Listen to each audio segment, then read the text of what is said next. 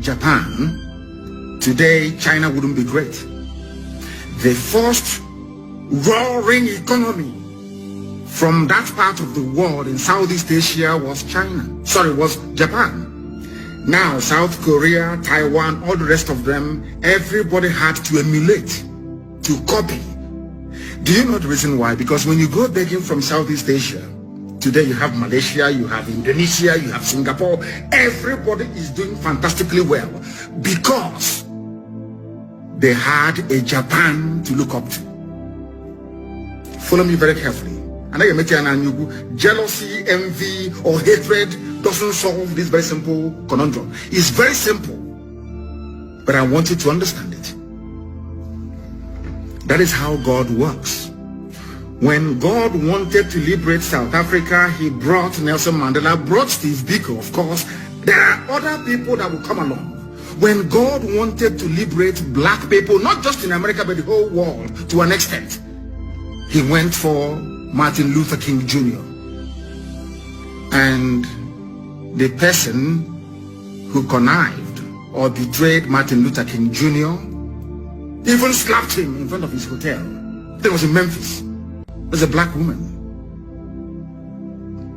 The fact that you can go to the US today and get a job, the fact that they can go to the US today and, should I say, fly even first class in an aircraft, in an aeroplane, is down to the work that Martin Luther King Jr. did, and also Malcolm X and all the rest of them.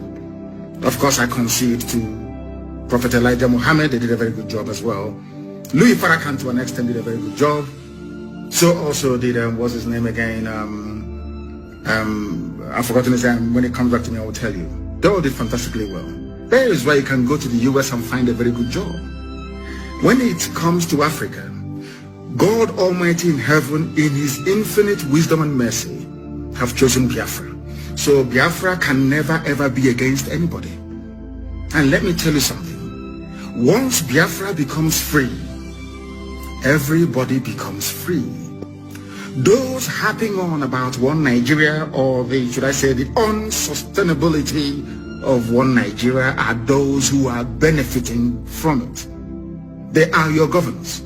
Remember a few weeks ago I told you that anytime somebody assumes office in Nigeria, if you're telling them about what would benefit the society or our children unborn, they will tell you not under my watch. Go to what Makinde, the governor of Oyo State, said today. Go and read it. Exactly what I told you a few days ago. That is why the most dangerous person in front of you is a politician in Nigeria. Not the old woman in your village or the tree that is over 2,000 years old. No. The destiny destroyers you have, in fact in the whole of Africa, are politicians. Because they are evil. They are doing the work of Satan. You may not believe me, but ask yourself this very simple question: which African country is doing very well? Just please explain to me. Is it South Africa? You want to say South Africa? Go there and see what is happening. Or what has been happening since the white people left leadership. Now is the time for us to be free. I want to reiterate under oath, because I am always under oath 24 hours a day. If the oil and gas from Biafra land is your problem, I swear before God Almighty in heaven, on my honor, my life, and that of my family, that I will distribute oil and gas from Biafra land for free to the entire West African sub-region. For free. Do you know why? So that their economies can grow as well. We need people to buy our goods and our services. Why do you think America gives grants to people all over the world? Why do you think the EU gives grants? Even China gives grants to everybody. Even Australia. Why? Because poor people cannot buy Range Rover. Do you understand it? They need to help you inadvertently to grow your economy, so you can have the spending power to buy the goods and services that they produce. It is called common sense. It is not stupidity. I can assure each and every component ethnic group in Nigeria today, this evening, all those of you who are listening, all those of you who are watching and listening, that Biafra will not abandon anybody. We want all of you to be free. You all can remember very clearly what happened between 67 and 70, because every time we talk about our eternal leader, the great Dame Ojukwu. Why I am doing this program this evening is not to allow what happened in the past to repeat itself. Ojukwu did not declare Biafra because he wanted to. Ojukwu went to Aburi to negotiate for restructuring. And he succeeded in negotiating for a restructured Nigeria back to regions. Listen very carefully. On the ride from their hotel to the airport, I think it was Ankara who was the then military junta ruling Ghana. Ojukwu and Gowon were best of friends. Ojukwu said, when we go back to Lagos, I will be the person to nominate Yakubu Gowon as the head of state. I hope all of you are following what I'm saying. Ojukwu never declared Biafra. Britain scuttled it because Britain did not want any of you to become developed. They didn't want you to control your own economy. They never wanted you to have a life of your own. They wanted to, this big daddy mentality, is us who made you, we created you.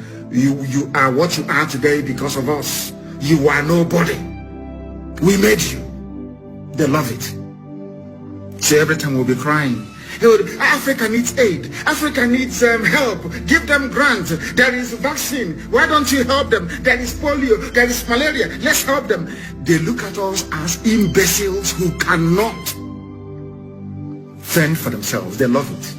You know that feeling you have, that rancadede feeling when beggars are coming to your house and begging you, you'll be feeling very proud and very big. That's the mentality they have. They knew that Ojukwu would have destroyed that. That was why they hated him. Ojukwu only declared Biafra because Gowon reneged on restructuring. Gowon said, no, we are not going to restructure. And Ojukwu said, this was not what we agreed in Aburi. Since you are now saying you are not going to restructure and Igbo people were being slaughtered in the north, there was never any glorious decade in the history of the zoo. Never.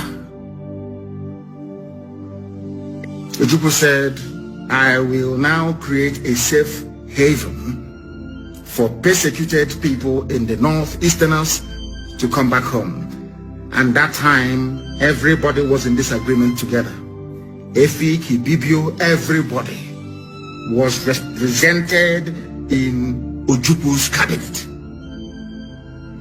The man that suggested that the name Biafra should be used was an Ijo man. An Ijo man. Ijo is on Chief Frank Opigo. An Ijo man. So when people talk about Biafra, Ojukwu's Biafra, they will never tell you he's Ijo Biafra. They will never tell you he was an Ijo man. Ijo. That said to Ojukwu, our original name is Biafra. And Ojukwu adopted it. Then the propaganda started flying. Sadly, from our Yoruba brethren. Then, very sadly, the lies began. The same lies that they were peddling that led them to label IPOB as a terrorist organization.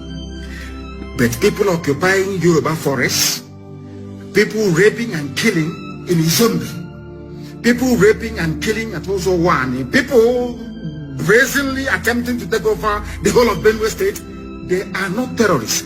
I want people